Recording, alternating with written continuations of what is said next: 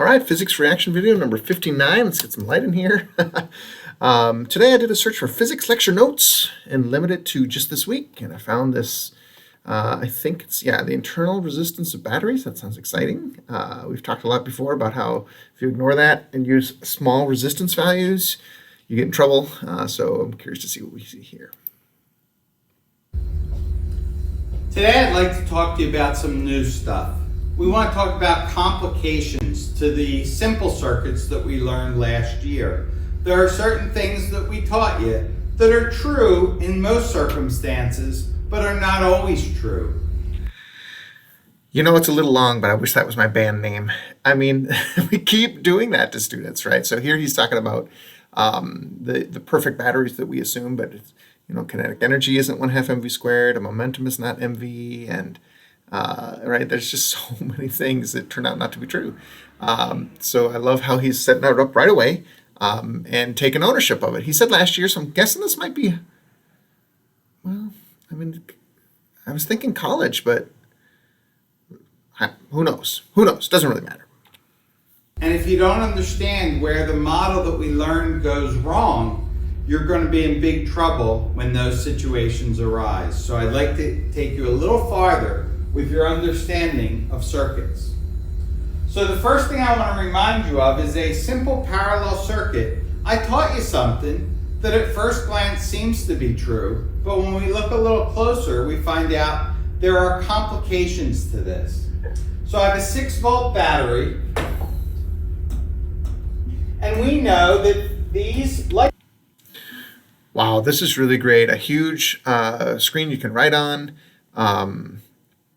These smart boards, we see them a lot, and I think the big knock on them usually is that the only person who ever uses them is the instructor.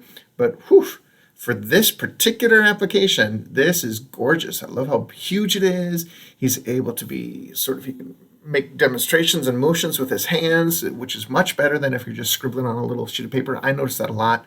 I once taught a class where I thought, ooh, I love my Microsoft Surface. I'm just gonna just sit down and write on that. And so because the sitting down, it was in an in-person class, and I was projecting, the Microsoft Surface to the screen.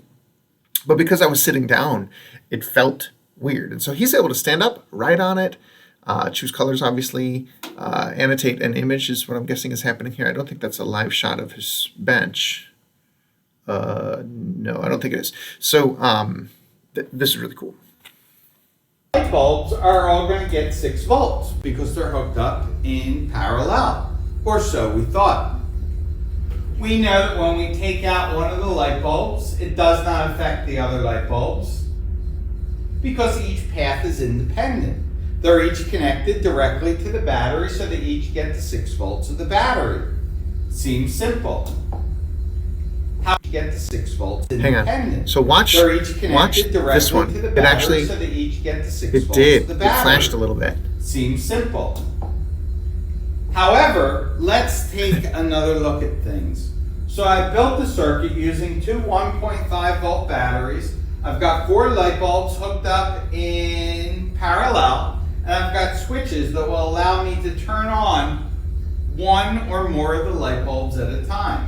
You'll notice when nothing is turned on, it reads 3 volts.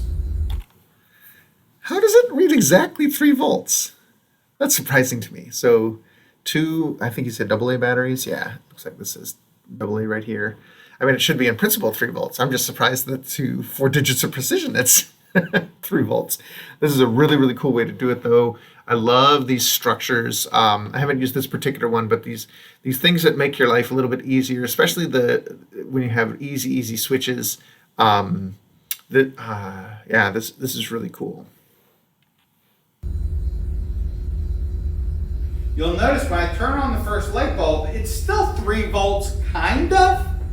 It's 2.9. Awesome. It rounds to 3. But when I start turning on more and more light bulbs, every time I add a light bulb, you can see how the voltage decreases. Man, that was cool. A little bit. By the time I got all 4 light bulbs hooked up, we're only at about 2.5 volts. Something is going on that we did not account for last year. Something happens in real life when you are trying to get a lot of current from a battery that we did not account for. This phenomenon always happens, but most times the currents are small enough that we don't even notice it and we don't need to take account of it. But in the case of these light bulbs, we can see it's pretty significant. So what's happening? First of all, let's plot out what we did. When we had no current, we had a voltage of 3. When we took a little bit of current, we saw the voltage drop a little tiny bit. And when we added So, there's no direct measurement of current here. So he's got a measurement of the voltage, and he's saying, he's talking about as the current is increasing. So I really love how he's building on ideas that he is using from last year, apparently, right? So as you throw these switches,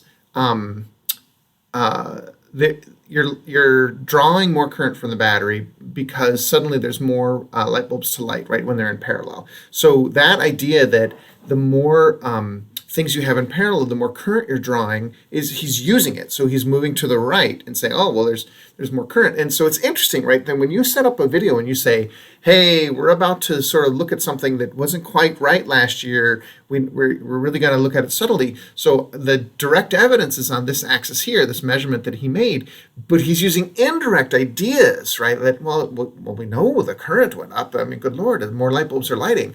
So it's interesting, right? When you think about it from the student's perspective, it's like, nope, wait, you just told me that everything I learned last year is crap, so I'm going to totally ignore that. But he's walking this really, really interesting line where a lot of what we said last year was useful and interesting, and we can rely on. There's just a couple of, really just one new idea that we have to deal with. Another and another and another light bulb, we could see we got more current coming out of our battery, but somehow the voltage of the battery seemed to be decreasing. This actually forms a linear relationship. And in this linear relationship, there are 3 very important ideas. So anytime I see a linear relationship, I always like to think about, the extrapolation all the way down to 0. So let me think about this. Let's say we have a battery with some internal resistance. Definitely I agree that we're going to, as we build this thing up, we're going to be drawing more current and the voltage, but I don't think the voltage will ever go to 0. Let me think about this. So really what you have is one resistor and then a bunch of parallel resistors, and you're adding more and more. And this one is effectively going to 0, right?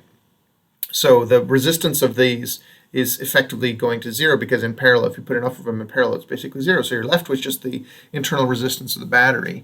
And so you'll have a ton of current going through that.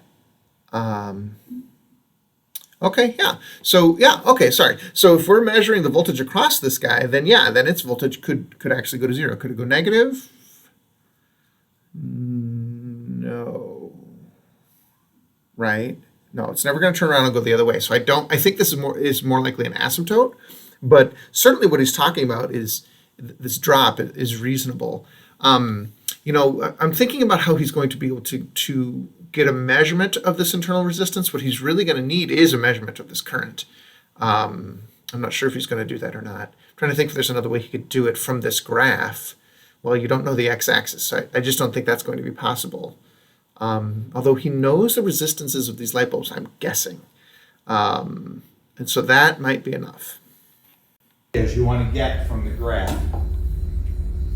Okay, so first of all, I want to make sure you realize when you see a voltage on the battery, do not take it as the actual voltage that you're going to be getting. Depending on what the battery is doing, you may not actually read the voltage that's stamped on the battery. So here are 4 different batteries, and you'll see all 4 of the batteries say 12 volts. All 4 of them give me 12 volts when I don't have any current coming out of them. The difference is... Okay, I need to think longer about this because he's got these straight lines. He's really committing to this. Am I right that it in fact needs to roll over a little bit? I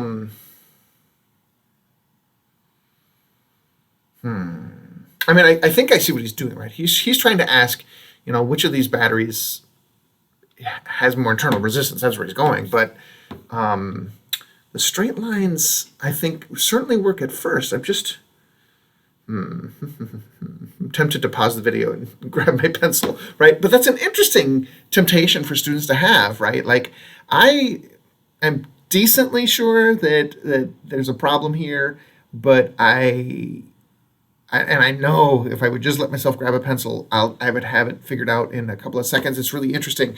One of the things I struggle with is being able to see it all in my head. I need that extra sheet of paper to hold some ideas outside of my head so that I can think about the rest of it, right? So you guys might be judging me like, come on, how do you not know this? Come on. And I would claim that I do know this. I just need a piece of paper, or frankly, my digital phone with my stylus, to figure this out. But here I'm thinking, the things that I can do in my head. So I did the extrapolation. So volts, I mean, certainly when you have a voltage and current, you think slopes might involve resistance. So that's where I'm like, yeah, boy, voltage, current, resistance. So there's some current. Could you get 0 voltage? Yeah. Yeah. Oh, I'm so tempted to grab a sheet of paper. All right, let's keep going.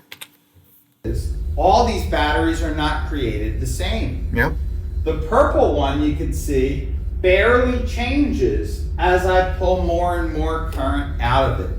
This battery is able to maintain almost 12 volts at very high currents. This is important when you're talking about a car battery, because a car battery might have to pull 300 amps. None of these other batteries could actually give you the current that you need from a car battery to start it. You need your car battery to have almost a perfectly horizontal line. These other batteries, although they say 12 volts, will never start your car. Because as you pull more current out of them, their voltage decreases and decreases until eventually you hit the x-axis. Once you hit the x-axis, you obviously cannot get any more current out of that battery. Okay, so let's take a closer look at one of these. Okay, when you see one of these lines, you want to look for 3 different things from the line. You want the slope, you want the y-intercept, and you want the x-intercept. Cool. And they all mean different things, but they are all tied together. So first of all, the y-intercept is easy. The y-intercept is the voltage that you're supposed to get from the battery. It's called the electrochemical potential of the battery. It's determined by the chemicals that are inside, or at least used to be inside, of your battery. So this one should have had an electrochemical potential of 1.5 volts. Okay, that's the y-intercept of your graph. The slope of your graph is called the internal resistance of your battery. By the way, I'm more and more convinced of this now, right? I was thinking about, I kept getting stuck with this sort of the 1 over stuff with parallel resistances. But if you just put a potentiometer on this sucker, if you just make it a closed circuit, right? A short circuit, if you set the potentiometer down to 0, then all that's happening is the battery is running through its own internal resistance. And so when you do that, there is some current, right? Which is going to be exactly the slope he's talking about. So I'm back to being convinced that he's right. And isn't it interesting, right? Again, when you think about the environment that you put students in, right? I admitted that I needed a sheet of paper to do it. I just needed a little bit more time to think about it. This is just a different way of approaching it than I would have thought. And so I was kind of going off there in the field. But what he started to do here started to make sense to me. I'm like, yes. And in my brain, I was still solving the old problem, trying to figure out if this would happen. And so now I'm convinced that there is a maximum current that you can draw out of this battery. The max you can possibly draw out of this battery is when you, of course, when you short it out And you might say, oh, well, then it goes to infinity. Well, no, because it's got this internal resistance. So this idea that the extrapolated straight line might go negative and say, oh, no, that's not positive, so that can't possibly be right, it actually just comes to a halt at zero. There's nothing else you can do. So I am now convinced, and it's interesting to think about the journey that it took me to get there. What actually helped a ton was when he was talking about the car battery and how, you might read on the shelf some really cheapo battery saying 12 volts, and sweet, I'll just throw it in my car, we're good to go. And it never really achieves that. Now, the problem with that analogy is that the car doesn't care about the voltage. All the car cares about is current, because you're just trying to turn some stuff, right? So current is really all that matters. But the internal resistance is a current limiter, right? It's like, that's all you can get, which is exactly what he's showing, right? When it gets to the XX. Oh man, this is so funny that I've never really thought about it this way. And the ways that I had been approaching it weren't helping me. Oh man, so interesting. Because I keep drawing it like a resistor and say, ooh, let's figure out its impact when it's in series with everything else. He's kind of skipping that and just jumping right to the short circuit. And his x-axis current is not super easy to measure. In fact, it's actually easy to measure, but he didn't measure it in the lab. Oh man, so many cool things here. Battery. You want that number to be as small as possible. You want that slope to be as close to zero as you can get it. The bigger that slope is, the bigger that internal resistance is, the less you're going to be able to get from your battery. It's interesting that he's not talking about the fact that it's a negative slope, right? So this is, normally you would say, oh yeah, if you can plot the voltage drop across a resistor versus the current, you'll get the slope. But he's not actually plotting the voltage drop across the internal resistor. He's plotting the voltage drop across the rest of the circuit, right? So that the voltage drop across the internal resistance is 1 minus that, right? So that's where you get the additional negative sign that would flip this around. So he's not even really engaging with that, because he's really talking about something. It's not really a resistor.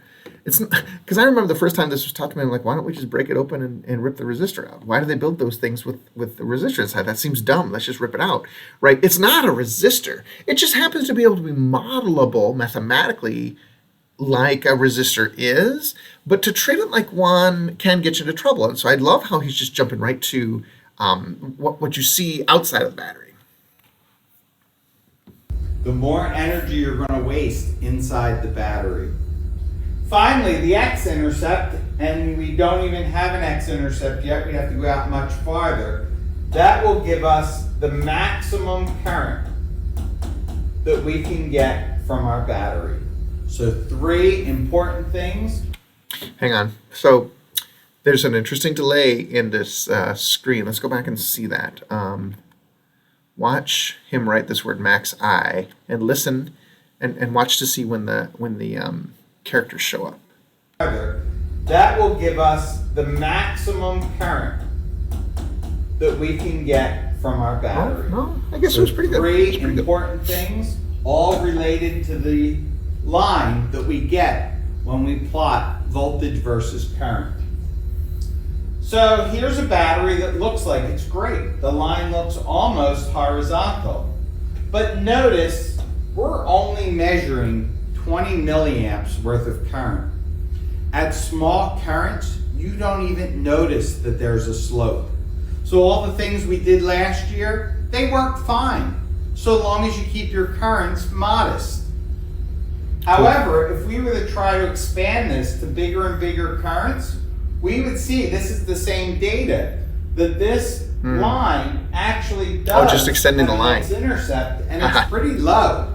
I cannot even get 2 amps out of this battery. Cool. This battery is not as good as I'd like it to be. Okay, so let's say we collect a few data points. How do we figure out how good the battery is? How do we figure out what we can get from this battery? So we pick 2 points. They do not have to be data points. So here we are, 1.5, comma 14. All right, so I'm just going to pause here, just looking at the time. This was really, really cool. This is not how I've tended to do internal resistance. I tend to, what do I do? I talk about the swimming that the ions have to go through, and how there's some resistance, and the faster they try to swim through that in the muck of the electrolyte, the harder it is. And I show how that model is amazingly just like our model of energy loss in a resistor. And so then I say, well, so we have to live with the fact that there's a resistor in here. And so then I start drawing batteries with tiny resistors, and we go off and we calculate the impact of that. Certainly the notion of putting it on a open circuit and short circuit measurements, because the open circuit gives you the y-axis, the short circuit gives you the current. And I don't know why I wasn't thinking about that before, but those two things, boom, here's the internal resistance. Interestingly, I guess my experience, and this is embarrassing, right, is more like homework problems. Like, well, the internal resistance is 1.5 ohms, so figure out what happens in this problem. And honestly, I mean, those are just like the problems they've done in the last chapter when there's just an extra resistor thrown in. That's it. So, so this approach, and I know a lot of you are still laughing at me. Stop laughing. This I like. I really loved how we talked about the car batteries. I really loved how we talked about sort of how would you measure it. And I'm guessing a lot of the next 5 minutes or so is going to be how you fit a straight line. So that's why I kind of stopped here. Really, really cool stuff. And you're welcome for showing you how my brain works. All right, everybody. Thanks so much. Have a great day. And remember, physics teachers are awesome.